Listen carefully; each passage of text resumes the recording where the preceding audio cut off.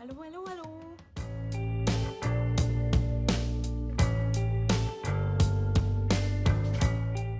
Sziasztok! Mint ahogy már az előző videóban említettem nektek, most a suliról fogok beszélni. Gondoltam, mesélek nektek picit erről az egészről, hogy én hogyan jutottam el egyáltalán arra az egyetemre, hogyan jutottam abba az országba, és hogy jött ez az egész kurzus ötlet, mert tudom, hogy ez sokakat érdekel az én korosztályomban, meg a fiatalabb korosztályokban, tehát ez a pályaválasztás dolog, ez rohadt stresszes mindenkinek. Nekem annyi mázlim volt, illetve ez hatalmas mázli, hogy én kb. Tudtam, hogy mit szeretnék csinálni. Tehát, hogy én tudtam, hogy emberekkel szeretnék foglalkozni, tudtam, hogy érdekel az oktatást, de ez nem jelenti azt, hogy én felkeltem egy napon és tudtam, hogy mit fogok csinálni.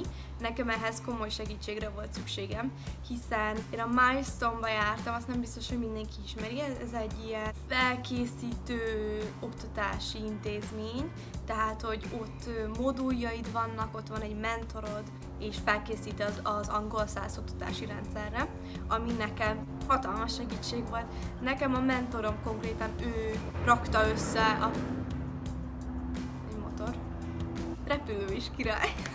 Tehát, hogy nekem a mentorom rakta össze a kirakós darabjait, és irányított engem ebbe az irányba, hogy én nem tudtam, hogy van olyan szak, hogy education, mert nem tudtam. Tehát, hogy itthon nincs ilyen szak, külföldön is, tehát Angliában is csak néhány egyetem csinálja, és mégis számomra tökéletes meccs. Picit pszichológia szakom, picit szociológia, statisztika, és az a lényege az egésznek, hogy ez egy research-based, ezt úgy tudom azt hiszem magyarra fordítani, hogy kutatásokon alapul, tehát hogy disszertációm is kutatás lesz. Úgyhogy én a Milestone-os mentoromnak köszönhetem igazából azt, hogy megfogalmazta nekem azt, amit szeretnék csinálni. Viszont ez az út, ez sokkal hamarabb elkezdődött.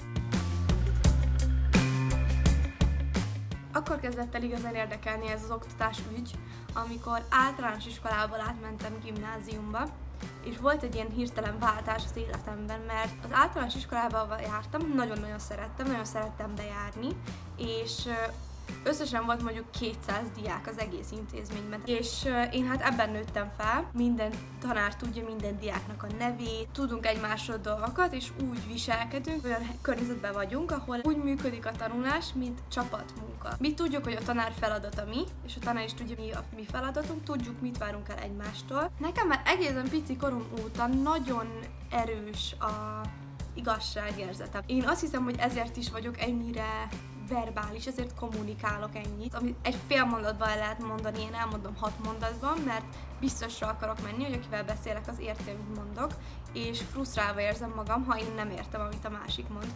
És akkor is az is zavar nyilván, hogyha engem nem értenek. De gondolom ezt látjátok, hogy egy kamerába beszélek, nem tudom mióta, na mindegy.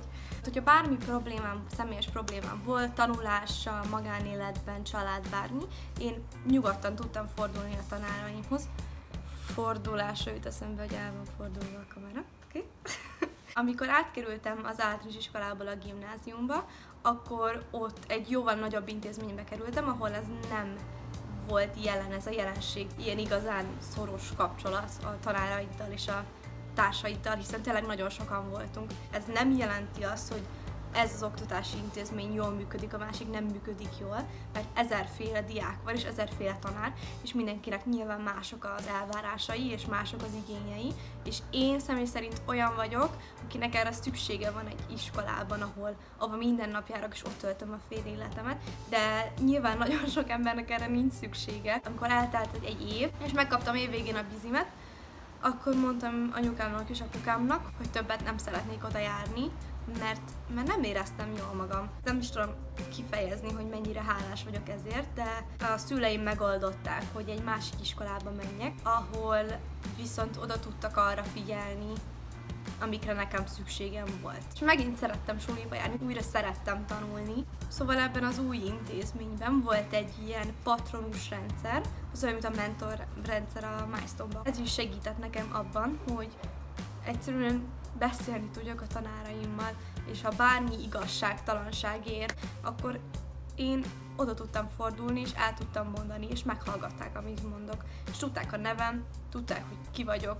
És amikor láttam, hogy iskola lehet ilyen is, iskola lehet olyan is, akkor kezdett el igazán érdekelni az, hogy miért jobb az egyik nekem, és miért rosszabb a másik nekem. Szóval miután már megvolt a szakom, onnantól már nekem könnyű dolgom volt, hiszen tudtam, hogy mi az az oktatási rendszer, ami tetszik, és tudtam, hogy Angliában azokat a féle oktatási módszereket használják, amit a második gimimben, valamint a Milestone-ban is alkalmaznak. Ilyenek például, hogy az angol száz oktatási rendszerben mondjuk gyakrabban van kreatív féle feladatok, vagy eszéírás. Az eszéírás az abszolút azt, hogy kritikusan kell gondolkodni, hogy csapatban kell dolgozni. Míg azokban az oktatási rendszerekben, amiket én is eddig ismertem, ott inkább olyan feladatok voltak, hogy memória, visszahívni kellett bizonyos emlékeket, amiket használni kellett a dolgozatban, konstruktív jellegű tanulási módszerek, hogy te leülsz és megtanulod. Megint csak nem rosszabb az egyik rendszer, mint a másik. Van, aki ebben ügyes, valaki abban ügyes. Visszamondani egy verset nekem nehezebb, mint mondjuk megírni egy verset. Mindenki máshogy tanul, és mindenkit más érdekel. Annyira furcsa, hogy most így nézem közben magam a tükröződésben is, hogy azt látom magam, hogy olyan lelkes vagyok, és nem tudom, hogy van bármi még az életben, ami miatt ilyen lelkes leszek, ha beszélni kell róla. Úgyhogy amikor már megvolt a szak, csak rákerestem, hogy education, és kijött az a 4 egyetem konkrétan, ahol ez a kurzus elérhető. És volt egy kis bonyodalom a jelentkezéssel, de örülök, hogy ide kerültem. Annak nem örülök nyilván, hogy bonyodalom volt, annak örülök, hogy a vége az lett, hogy Southamptonba kerültem, mert nagyon szeretem, tehát nagyon-nagyon szeretem a tanáraimat, elképesztő mód oda teszik magukat, és érzem, hogy én fontos része vagyok a rendszernek. Amúgy ezt is akartam mondani, hogy én valójában azért nem érzem magam jól egy ilyen nem családias környezetben, mert nem érzem, hogy az, hogy én ott vagyok, hogy minden nap ezt csinálom, minden nap tanulok. A nevemet sem tudják, és csak egy ilyen futószalagon megyek, hogy jó, következő óra. Én ott nem érzem, hogy nekem értékem van. Úgyhogy érettségi után Southamptonban, az egyetemen kezdtem a tanévet. Most fogom befejezni a második tanévemet, és az egyetemet nagyon-nagyon szeretem, de ez nem jelenti azt, hogy az egyetem meg az angol száz oktatás mindenkinek való, hogy mindenkinek tanácsolnám, és igazából ez a sztoria, hogy hogyan jutottam el az egyetemre. És engem amúgy nagyon érdekel az a pályaválasztási dolog, és szerintem ez nagyon sokat elmond, hogy volt ez a szak, és így a létezéséről sem tudtam.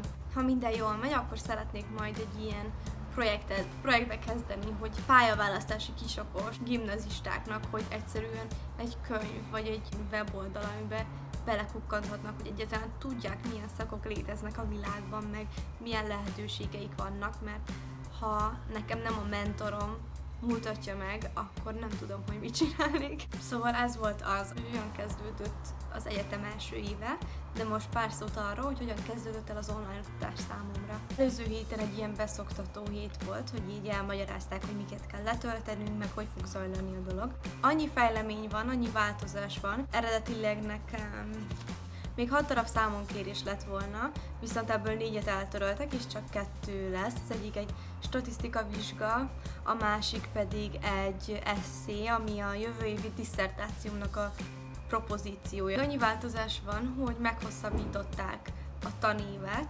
Amúgy azt hiszem, hogy ilyen május közepén vége lett volna körülbelül, így viszont június 1-ig lesz dolgunk. A beszoktató héten olyanokon mentünk át, hogy például hogyan tudunk bizonyos eszközöket elérni, hogyan tudunk hatékonyan tanulni így távoktatásban, hogy hogyan tartsuk meg a folyamatos kapcsolatot az egyetemi tanácsadóinkkal, támogatóinkkal, tanárainkkal és osztálytársainkkal. Sokféle módszer áll rendelkezésünkre, hogy ugyanazokat a dolgokat, amiket eddig tudtunk, most is meg tudjuk tenni. Valamint nagyon erősen ki van hangsúlyozva a mentális és fizikai egészség az egyetemen. Az egyetemnek van egy Facebook oldala, ahol különböző edzős videókat osztanak meg, amiket tudunk otthonról követni. Úgyhogy ki is próbáltam ezt, mert hát elég durva volt, de a jövőben is ezt folytatni fogom. Hogyha valakit érdekel, az én egyetemen Blackboardot használ, Teams-t, és ugye Lecture Capture, tehát hogy minden órát felvesznek, és bármikor visszanézhetőek, de ez nálunk nem annyira különleges dolog. Nem vagyok egy koránkelő típus, aki ismer, ezt tudja, úgyhogy igazából számomra annyi könnyebbség van a dologban, hogy itt egy órával később van, tehát ami Angliában 9-kor kezdődne, az itt 10-kor kezdődik nekem. Ami azt gondoltam, hogy problémát fog jelenteni, az, hogy nekünk sok szemináriumunk van, egy interaktív jellegű óra. Úgy oldották meg, hogy a programban, amiben az órák vannak, ott csoportokban lehet osztani, és akkor különböző csetek vannak, amikben tudunk beszélni. Szóval ez volt az én nagyon lerövidített, nagyon leegyszerűsített történetem arról, hogy hogyan találtam meg az egyetemet, és hogyan döntöttem úgy, hogy erre a szakra megyek, valamint a történet arról, hogy hogyan kezdődött el az online oktatás. Ha bármiféle kérdésetek van, akkor nyugodtan kommentáljátok, vagy írjatok nekem Instagramon. A felhasználómat beteggeltem a videó elején, valamint a leírásban is odalinkelem, valamint ha építő jellegű kritika van a videóval kapcsolatban, azt is szívesen fogadom. És köszönöm, hogy megnéztétek a videót. Remélem, hogy látlak titeket újra jövő héten, és addig is. Sziasztok!